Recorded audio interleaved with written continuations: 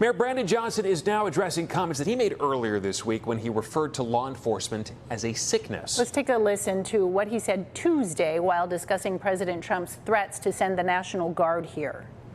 The fact of the matter is we are driving violence down in this city, and we're using every single resource that's available to us.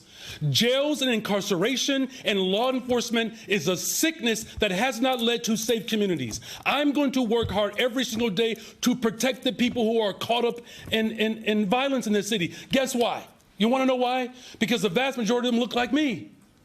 This president has never asked a very simple question to me, Brandon Scott, Barbara Lee, Randall Woodfin. He doesn't talk to black mayors about what it's like to live in communities that have been disinvested in. Mayor Johnson went on to say police enforcement alone didn't stop spikes in violence in Chicago in the 1970s or the 1990s. NBC5's Charlie Wojciechowski followed up with the mayor today and with the police union.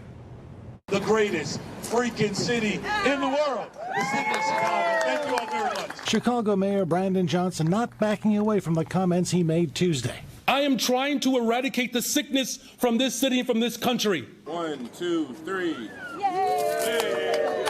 Today, at a groundbreaking for a new low-income housing building in Pilsen, Johnson clarified his remarks. Dr. King referred to militarism as a sickness, and I've said this multiple occasions, and my position is still very clear.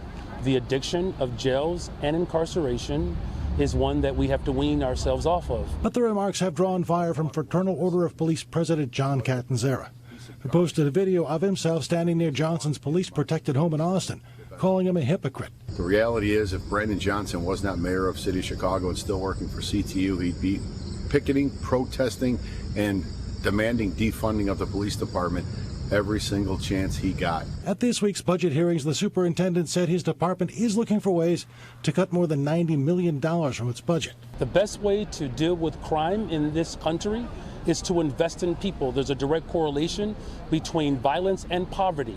If the only thing that you can offer poor people are jails, you are part of the problem. For the mayor, it's not a new idea, a concept he has brought up time and time again in the past. The people who heard my statement, they know exactly what I meant and what I'm talking about. They're using this moment to politicize, to justify their own insecurities. I'm not going to stand for it, I'm not going to take it, and neither will the residents of this fine city. In Pilsen, Charlie Wojciechowski, NBC5 News.